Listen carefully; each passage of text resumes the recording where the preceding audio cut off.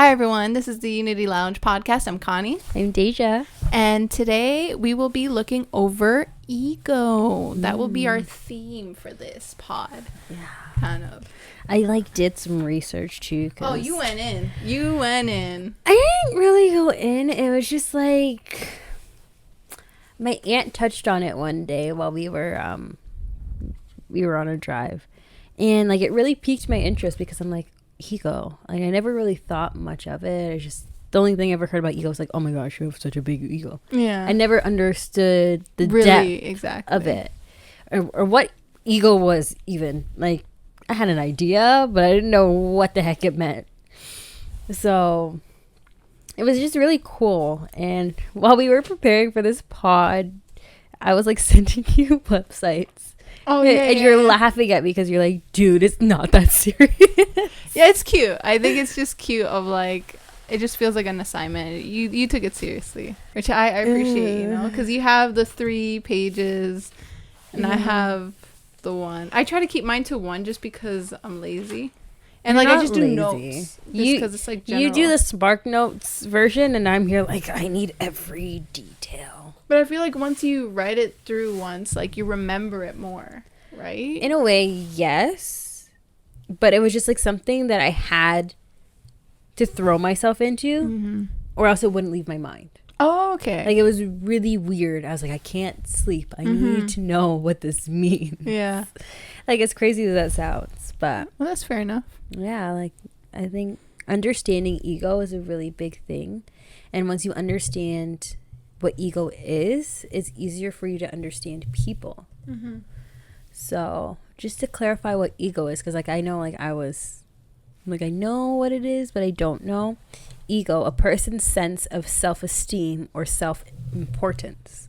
Interesting. So it's not a bad thing as everybody makes it seem oh, you have too much ego. It's always used in a bad way. Yeah. And so, because I just think we've been shown more so the bad parts of it. Yeah. More than anything else. That's cool. I don't want to hold it anymore. So that, it's very heavy on me. So Mm-hmm. we're improvising. But yeah, no. Learn something new. Honestly, sometimes I just fidget with things. For those who can't see and they're just hearing, I just took off the stand on the mic as she was talking. Just because it feels like it's lighter. Oh. Yeah, you gonna do that too? Oh, I got you. But yeah, I think ego is the only dialogue that I think that we've gotten at all is for ego is that negative type thing. Yeah. It's only being highlighted that way. But sometimes it's a really important way for people to save themselves in a sense, protect themselves and to be able to even specifically when at a time where women specifically were having a hard time in the workplace, they weren't being heard as much. Yeah. Then that means that when they have a little bit of ego, they're able to go in the same playing field that all of these men, because these men have high egos, high and self-esteem, high yeah. Self-worth, and a lot of times the Wall Street type vibe of just business and you just got to get with it or get with it, right? And I think that when you have to form a type of ego to be able to survive in that kind of environment. Yeah, you need a sense of ego, because ego can be a good or a bad thing. It's really what you make of it. You can be confident enough within yourself and your knowledge that you're humble about it, but there's still a sense of ego there. But if you let it overcome you, oh, I know everything, I'm not willing to listen to anybody, then that's where it becomes a problem.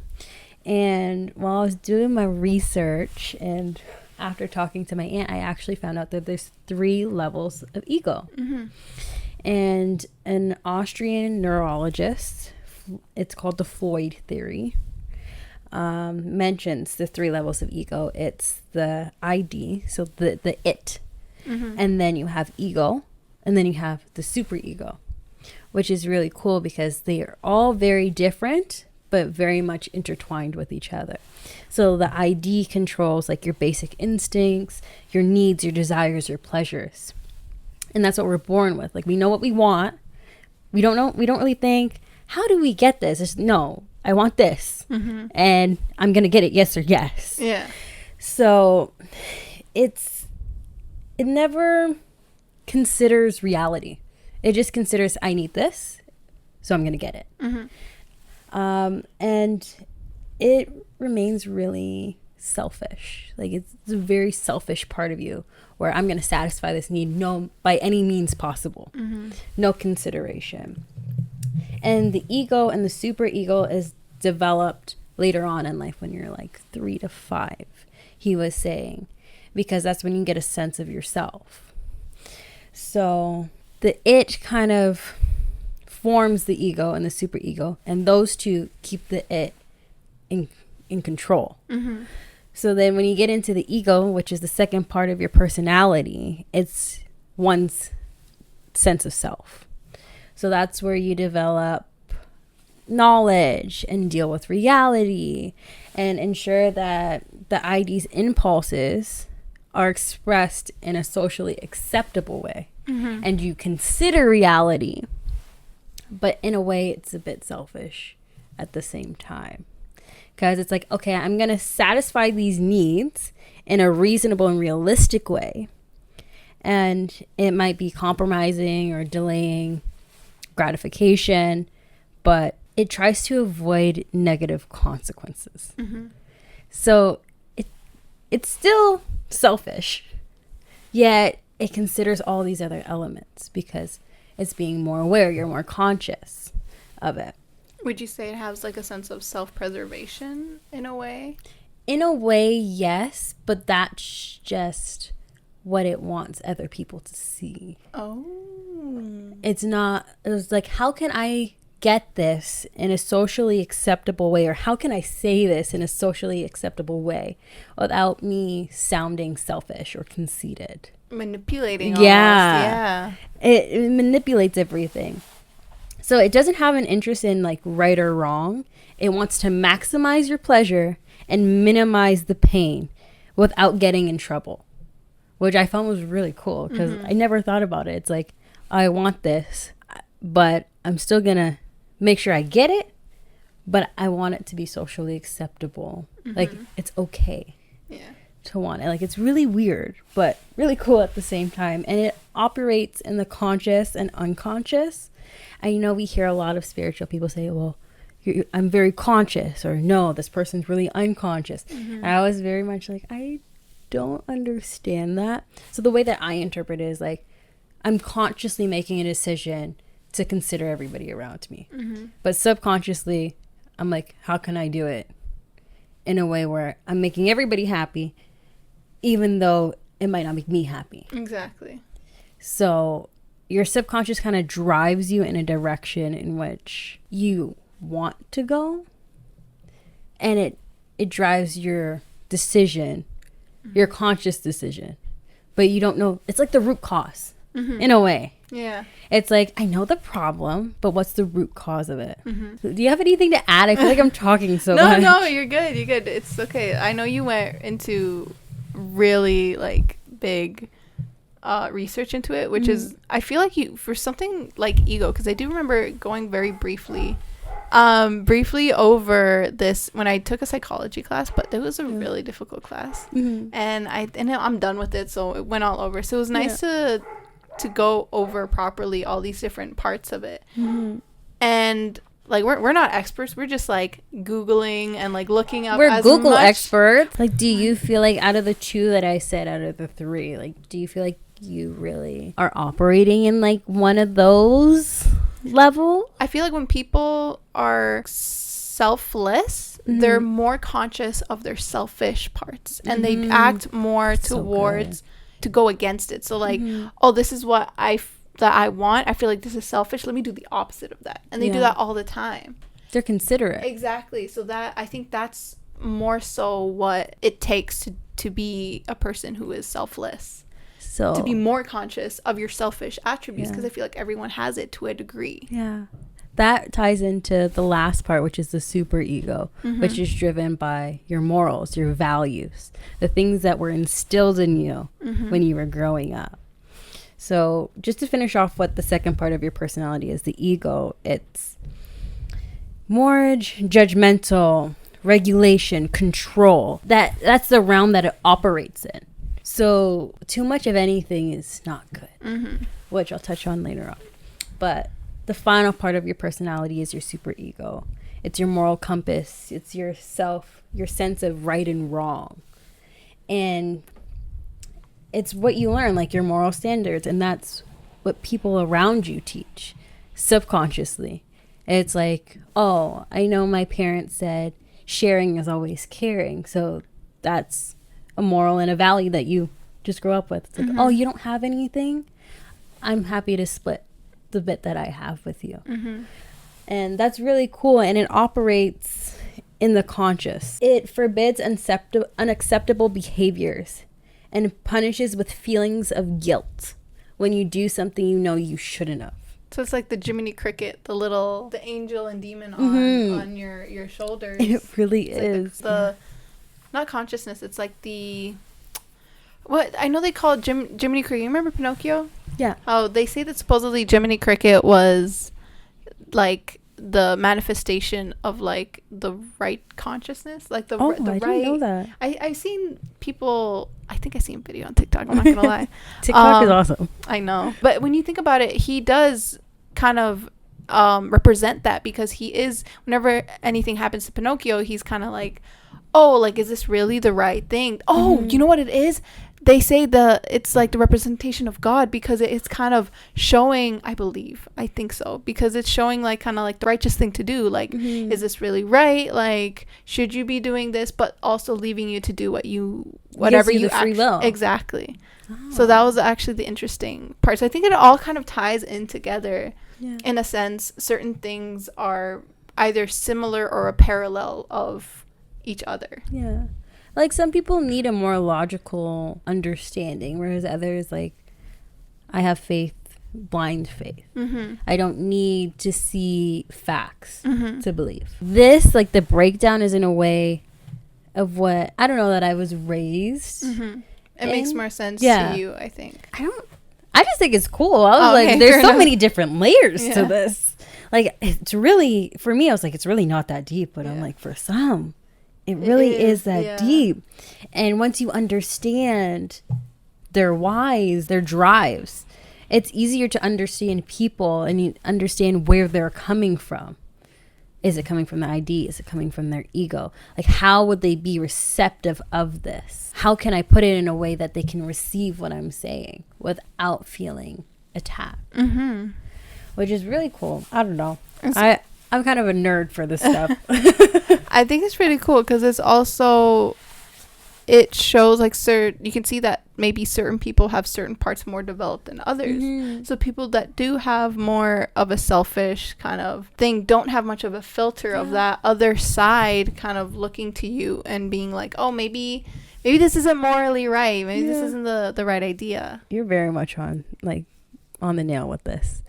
And it's really cool, because like psychoanalyzing you right now from what I read 2 nights ago, it's like you function in like the super ego, where it's like what's morally right, but you also function in the ego too, where it's like, okay, you're judging it, but you're not being judgmental, like you're not functioning in that completely, but it's a mixture of both.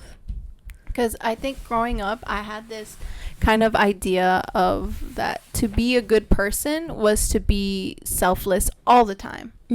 And that means giving like everything and always. But then at a certain point in my life, I think I thought about like, what about me though? Yeah. Like when does it stop being about giving everything else to others? And when does it start being like when do I start looking at myself and being able to take care of myself? And I think then I'm like, I became a little bit more okay with the thought of being selfish and going in my selfishness, which sounds bad, but it's more so like to take care of myself. Like, can I take on these jobs just because I said I would, or like someone else needs me to do it? Or am I gonna just say, you know what, I've been going for so long, I need a break, or I'm gonna break. Right? So I think we need, at least for me, I've been able to be conscious of that and start to learn about what it means to be a little bit more selfish, but not to be selfish, but to look more towards myself and consider yourself in the equation instead of always considering everybody around you. And when I know, for me, like, I consider everybody else around me, and my opinion or my thought from what I know is best for me falls in last place. Like, that is my very last option. I will choose pleasing everybody around me before I would think about doing something for myself. And that's great. Which is not good. It's great for a little bit until you realize I have nothing left for me. Like, who am I? And then you even go like, I don't even have enough to give. Yeah, that's the point you get to, that it's just so much that you don't have enough for yourself, which means you don't even have enough for anyone else. Exactly. At all. And that's where you really get broken down to your bare bones, and you start to rethink the way you've been living life. And I think that's where ego plays into, like, you have to have a little bit of ego. Like, it's not necessarily bad. No. As long as it's managed in balance with things. Like you said, not everything is good in excess. Yeah. Like, nothing is good in excessively. Even if it's good, like, I don't know, I'm trying to think of an example. Like, something healthy, yeah, but if you have too much of it, you don't get enough of anything else. Yeah. Which is never the answer. Like, even thinking of, like, those relationships where it's like, oh, yeah, if you work really well with your partner, but if you get too much of your partner all the time, you don't have enough to foster other relationships and stuff. So it's like, when you're in that type of situation, you need to learn how to maneuver around and be able to split yourself enough to spread your wings where you want them to spread, and where you're comfortable too, because if you don't get exposed to like developing other relationships, and you're literally just fostering this one relationship, you're not going to know who you are, who you could be to other people. It's just like, I know my importance to this person, and that's all that matters. And it's like, no, that's not really having a sense of self. It's having a sense of who you think you are, in a way. I don't know if you're following what I'm saying. Yeah, it's I kind of see that. It's like weird to understand. Weird to explain. Weird to express in words, but it's kind of more of like an idea type thing. Yeah. The super ego works more with your ego beyond the realistic standards and more of a moralistic standard.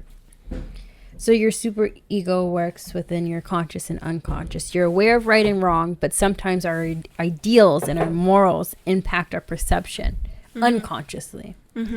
So your morals are saying this is what you need to do the right thing. And sometimes it counters the realistic view, because you're like, it's not realistic. Like, what are you saying right now? So would that be like, if you're in a situation where, like, do you think it would be in a situation where it's like you're giving, you know, those stories like in the Bible that are like, oh, the person gives their last of what they have, but morally it's like, but what about yourself? Yeah. Is that like a situation? Well, realistically, it's like, what about yourself? It's like, morally, you should be giving to this person who has less than you, but then when I give it away, what about me? Is that's kind of like what I was thinking would possibly, like, do you think it would fit into that kind of classification? Yeah, I can't remember the story for the life of me, but I know there is a story, right? The summary about it. It's about these women that go up to the mountain and they're waiting for this sign. And half of them brought oil to keep their candle burning, and the other half didn't. And the half that didn't, their lights went out and they ran to the other women. They're like, can you share some of your oil with us? And they're like, no, because if we share with you, we're all going to be unprepared. You need to go fetch your own oil. Yeah. So the ones that brought the excess oil were there to see what, I forgot what they were going there to see, the miracle or something. And they saw it, but the women that went to go fetch more oil because they were unprepared missed it. So you would think morally, no, you have extra oil, you need to give it to them. Sometimes it's not the case. I feel like you really have to be led in those situations, because it's like, I believe in sowing, like sowing into someone's dream or sowing a portion of your paycheck to like a certain cause that you care about. But at the same time, you have to also consider, is this going to put me out in a way? Or if you feel led and you're like, no, I need to give this because I know there's a blessing behind this. Like someone else can use this way better than I can use it. Then at that point, your morals are overpowering your realistic view. Yeah. But in most scenarios, it's really your realistic view overpowering your moral view. Yeah. I don't know if this is... I think it does make sense. Like, you kind of answered what I was kind of going into, and you went more in depth with it. You actually had the story and everything. But I think it does kind of go with what we've been saying. Just, like, you have to dictate this kind of... Yeah. When should you be led morally? When should you be more selfish? And a lot of times it is, I think, intuition and just your gut feeling of when you feel like this is, you have to be more in tune with yourself to know what situation dictates certain thing, like one parts of your attention or like of yourself. Yeah. The super ego in itself is formed in childhood, so it's like your fear of harm or punishment, and then your experience with love and wanting to keep it. And if you really think about it, that's what drives the majority of our decisions. Is this decision fear-based? Or is this decision going to lead to love? So I'm going to do it because it leads me to love. Or I'm going to avoid this because I don't want to be punished for thinking this way or being this way. But like you said, too much of one thing in excess is not good. So like to be ID dominant, so like that natural instinct that you're born with the desires and the pleasures and not really considering reality, you act too much on impulse, not considering the rules of society or considering that, hey, this might get me in trouble. Yeah. And then if you're super ego dominant, you become too moralistic, where you're negatively judging others because they're not reaching your standard of values and morals. And then if you're too ego dominant, you're tied to rules and norms of society, and you're unable to deal with change. You're incapable of coming to the concept of what is right and what is wrong. You're like, no, these are the rules. We follow the rules. That's it. There's no gray area. It's black and white. Yeah. And I don't believe life is supposed to be viewed as black and white, because there's so much more than that. Yeah. I find maybe I'm more into the ego dominant, like the whole rules thing. Like I'm very much like a rule person. And I think when you think of where it stems from, it's probably just wanting to please like my parents and everything.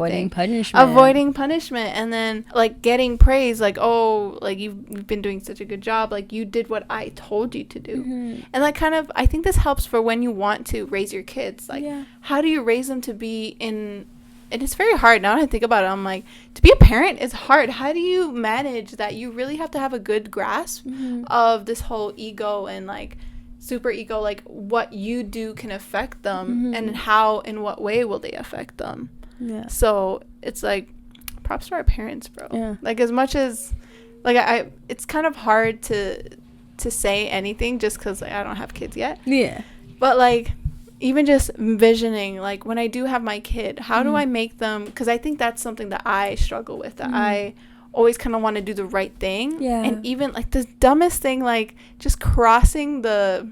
Like, if there's no cars on the road. Yeah. And it's, like, red. And I'm like...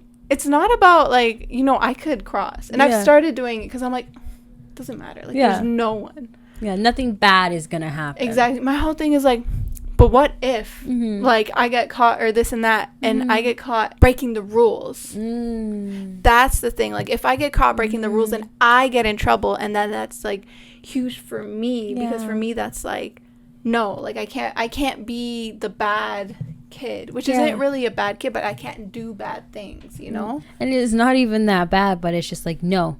This doesn't follow the black and white that I'm used to. That I think that's exactly what it is, but that's like the more deeper way of thinking it, of seeing it, is that it is a black and white, and not wanting to break that kind of thing. Just all the Matrix. I feel like I deal in between the ego and the super ego, where it's like, I know what's right and wrong, but like my morals and my values are very, very present when I'm making decisions. Or it's like, I can't just make a decision just like that. I'm like, no, it's really that deep for me. Like, I need to think about every possible outcome. And how is this going to affect everybody around me? And I'll base my decision off of that. So you don't really work too much in like your own like selfish area. I'm not your id, right? My id, like I can't function in that. Like, the idea of mixing that in is impossible for me. It's like, no, I need to consider everybody else except for yourself, except for myself. So I think that's like kind of like the things that we need to kind of focus on, or be more conscious of, to know when to give and when to take, or when it's okay to take, to give, and just to be okay with that, because you don't want to be later just being upset. I'm like, oh my gosh, like, was that selfish of me, and like doing this and that, am I a bad person? And to a certain degree, you're like, you shouldn't care what other people think. You're not a bad person for taking. Like, you are constantly, like, for me, it's very easy for me to constantly give. But God forbid someone's like, hey, Deja, I want to help you, or like, take this. My morals, my values, I can't do that. It's not the right thing to do. It's not the right thing to do. Like, I should be able to do it myself, to bring this. But like, if you're in a position where you need help, you need what this person is giving you. But you also want to be aware that this person doesn't have bad. I think that's the fear behind it too. It's feeling like, I don't want to be a taker. I'm only okay with being a giver. But life, you need both. Exactly. You need a balance. There's no way that you can do one and not the other. And that's what I've been learning these past few weeks, where it's like, hey, it's okay to ask for help. You don't need to be hyper independent, which is so easy to fall into. Yeah, especially if you do want to get into a position or a type of like relationship where you are being supported by someone, and so that you can do something else. Like, if you want to be a housewife, you need to be able to let someone take that lead. And it's like, I find it myself too. Like, I find it hard because it's like, no, but I should be able to do. It's a sense of losing control. Be able to influence or direct certain things. Where it's like, no, it needs to be this way. Honey, no, it doesn't. It doesn't need to be like that. You're choosing for it to be that difficult. And there's going to be times where you've done everything you possibly can do in your control to direct or influence something. But at one point, you're going to have to be like, hey, my hands are up. I'm letting go. There's nothing more I can do. I've done what I can do. And that's it. And all you can do is wait and see what happens. And where the cards land, the cards land. It's nothing to do with you. A question for you, though. How do you think we can differentiate between a healthy confidence and a harmful ego? So, for me, the notes that I have. So I have right here, if it steps on someone else's ideals, then it can be an inclination that it might be a harmful ego. So I think that confidence is, or a healthy confidence is really a place where you can express your ideals and others can express it to you without feeling like they're belittling you, or even if they are, to be able to hold your ground and not, if not do what if the person's actually like stepping on your ideals, for you to like be able to have those boundaries and be like, no, I know what I'm talking about, or like that's your prerogative, that's not mine.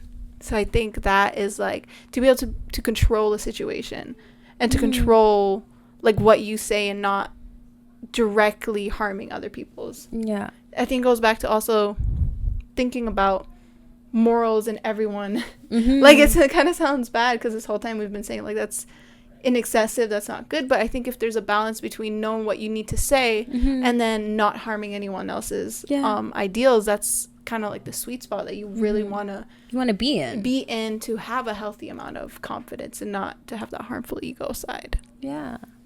I completely agree with you. You couldn't have said it better. Like, thank you, I tried.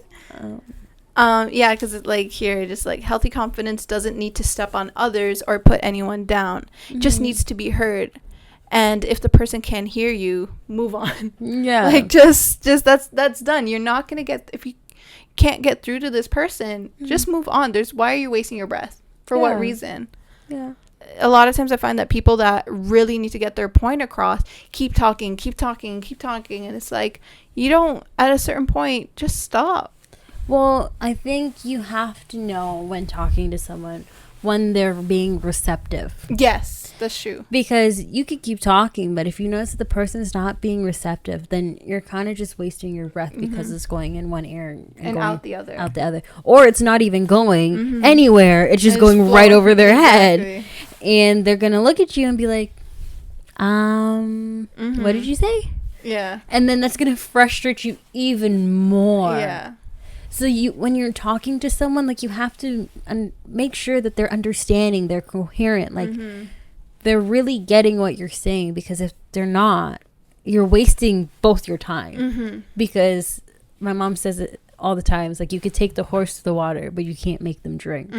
So you can give a person your advice or even your professional advice on something, but it's up to them on whether they want to use it or not. You cannot force somebody to do anything that you think is the best decision for them or that, like, is good for them. They have to come to their own consensus on that. Like, as sad as it sounds, like, you can see somebody struggling really, really badly, and you're like, if you would just listen to me, you would be out of the hole. But it's not up to you. It's not. It's them who chose. They're there for a reason, because they haven't learned what they need to learn. They haven't like, they don't know the answer to get out yet, and they're the only person who can bring themselves out of that situation. Exactly. They can have support, but only if they want. And they know where the support is. Like, you can be as supportive as you want, but if the person doesn't want it, you're not getting anywhere, really. Like, you don't have to argue with someone if you don't agree with everything that they say. But there might be something really valid in what they're saying to you. And you can just chew the hay and spit the sticks. Take the stuff that resonates with you and leave out the stuff that doesn't. Don't leave out everything because you didn't like one part of the conversation. Because then you're just losing. That's the losing. Because if whatever that could have helped you, information, it's gone now. Like, imagine those people that you only speak to once in a while, or you speak to once in your life.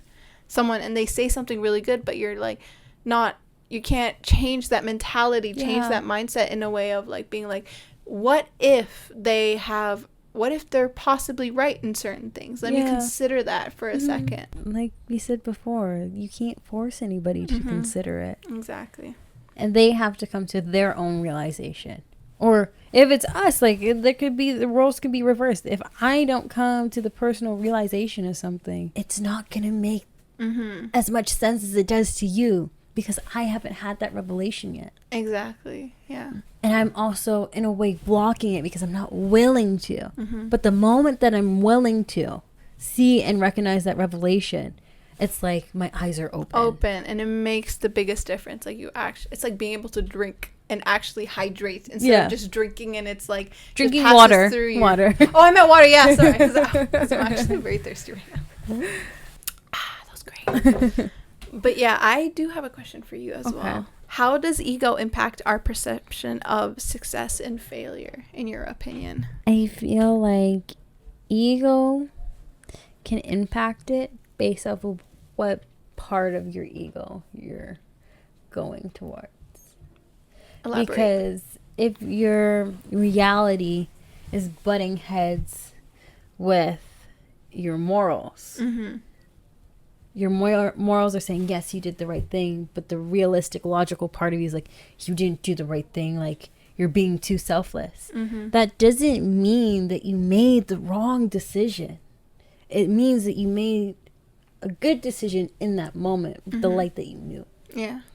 So success, for me, as we talked about in the previous podcast, is it's not an end goal. It's the little things that we pick up on that journey. So if I know in that light, at that moment, that I did the right thing, great. But if I'm looking on it with 20/20 vision in the past, with a higher understanding of things, I'm like, oh, I should have made a different decision.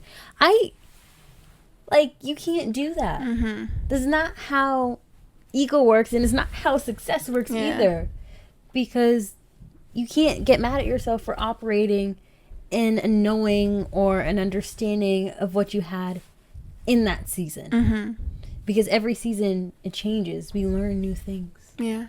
We either let go of certain morals and values, or we become more lenient on what's right and what's wrong. Yeah. I feel like it's a constant pull between understanding yourself and understanding perspectives. For me, I'm like, sometimes there's a right and wrong answer, but most of the time, it's not just right and wrong. It's more than that. It's more than that. It's deeper than that. Because I always get hung up on, I need to make the right decision. But what's the right decision? We don't know. Or you know, but you choose to go against it. And that's where emotions and feelings play in too. Like, there's so many layers. Like, you really have to go to a specific success or situation to really say if the ego's impacted it or not. Yeah, it's kind of like a case by case scenario. You really have to take the situation, like what's the issue? Is the ego being used now? Like, is it being used, and like, is it affecting others? Like, how, like, it's so specific. What's the why? What's the why being? Why is the ego being used? Or why does it come out, and why does it affect, or the decision, or whatever? Yeah, it's so much deeper.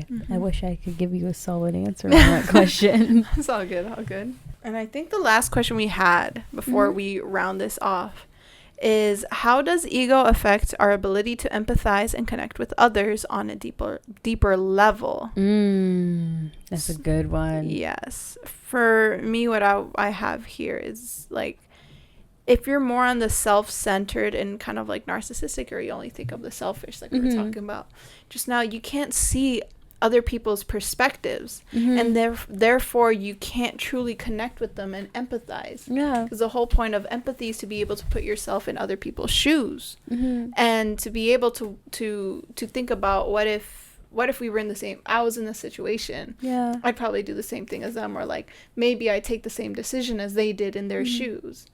But if you don't have that kind of other perspective, or being able to remove yourself from, like, yourself from that equation, and then put yourself into theirs, you don't have this ability to empathize, and you can't connect truly with people. It really depends on what's motivating you. I don't know. I don't know how to answer that. It's all good. I answered it for you. Don't worry. You did. So, all in all, ego affects everything. It can, yes. It can affect everything. because ego and morals and values die together, whether we like it or not. It's just, what year are you driving in? Exactly. I like cars. I don't know much about them, but all I know is that they're pretty. I like they go room room. Yeah. But yeah, I think that's pretty much it for this episode. I think it's gone on for a little bit. So I think we're going to close it off. This might be a little bit longer than usual, but we are trying to just give the topics the time that they deserve. Yeah. If they need it, sometimes it might be shorter, sometimes it might be longer. But yeah, I think we're going to be signing off now. Yeah. I am Connie. I'm Daisha, and do your own research too on the 3 levels of ego, because I am Google educated, so not psychology educated. Yeah, but thanks for tuning in. We appreciate you guys checking in with us and hearing what we have to say this week. Exactly. And if you have any comments, just let them be known. There is more than one outlet to get your comments out there. There's YouTube, Spotify, even just Instagram DMs and stuff. So and TikTok. Yeah, I can forget about TikTok. Yeah. But yeah, thanks for tuning in. I hope you listen to the next one. Yeah. Okay. Bye.